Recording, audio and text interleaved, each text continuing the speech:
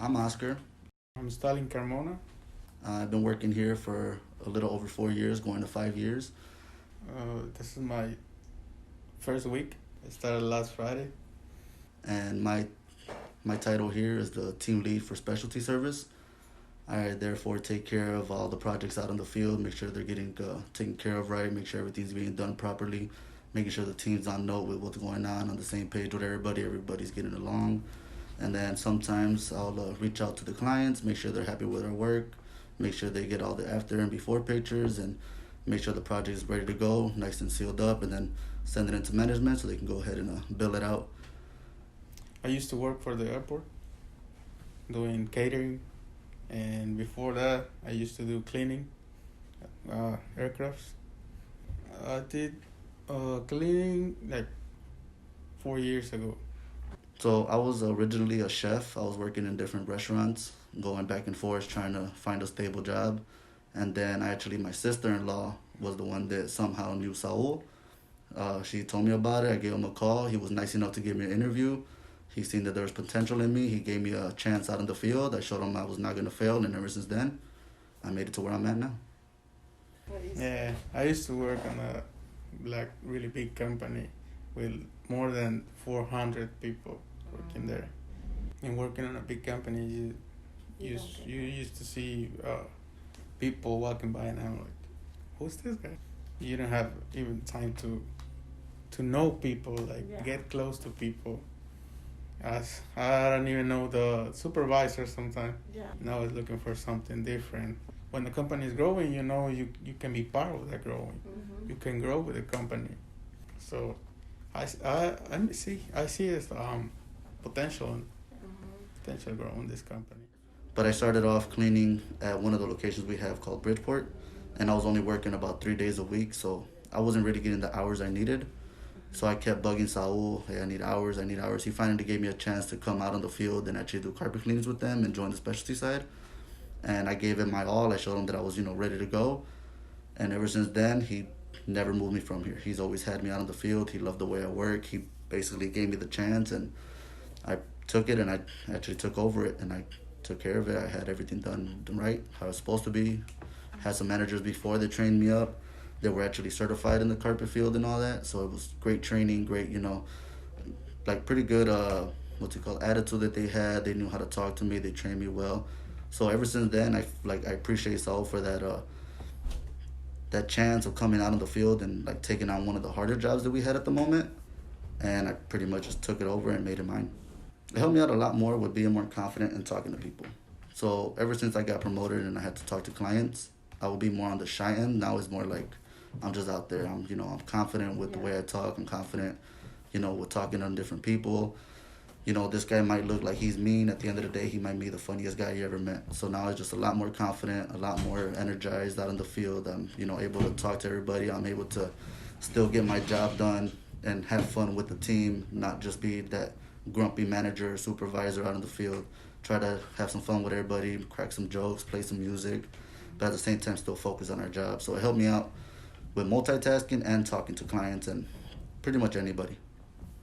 So being almost 5 years working here, I seen them start from the littlest machines to now having the best machines.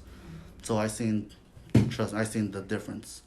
We went from having not too good of a looking office to now having 2 offices, a lot newer trucks, and a lot better machines.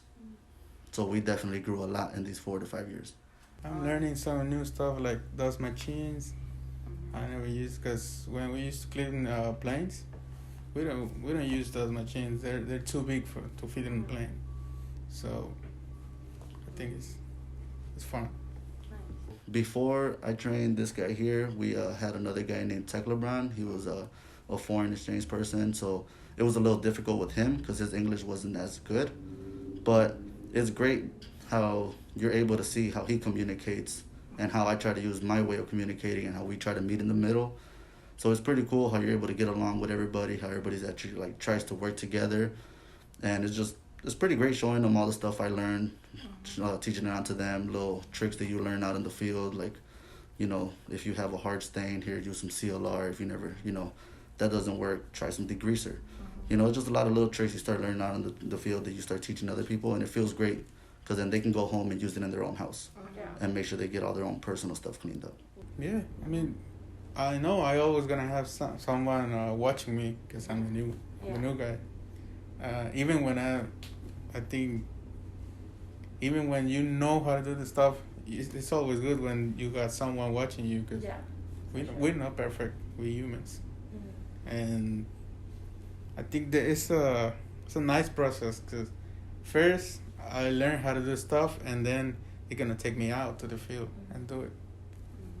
I think cleaning it's all about time. You gotta know how to manage your time, because if you waste your time doing something and focus just on that part, maybe you lose most of the time. Like we used to have like 40 minutes to clean a plane, then move for the next one. We used to do about 12 planes a day, and you learn how to manage your time. Work fast, but be focused on the details too.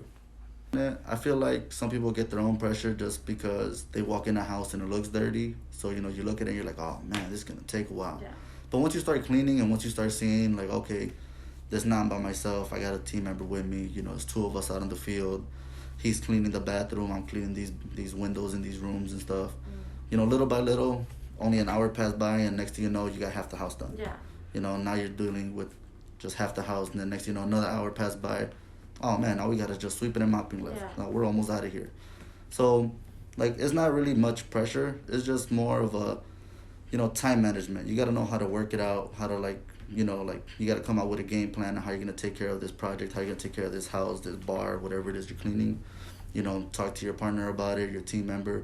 Hey, this is what I had in mind. I'll take care of this. You take care of that. Oh, hey, I know you're a lot better in the bathrooms than I am, so can you do the bathroom and I'll do the kitchen, stuff like that, help each other out. You gotta know who you're working with, try to work each other out.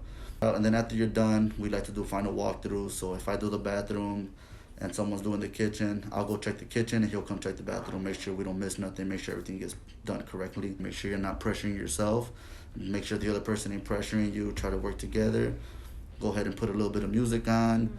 Get your jams going, get your little dance moves in there, and get the house cleaned up, and good to go. It's not really much of a pressure. It's more of I like to see it as fun. I don't know. I like to have fun at work. I just wish we have a good time, get along with the rest of the people, and that's it. Nice.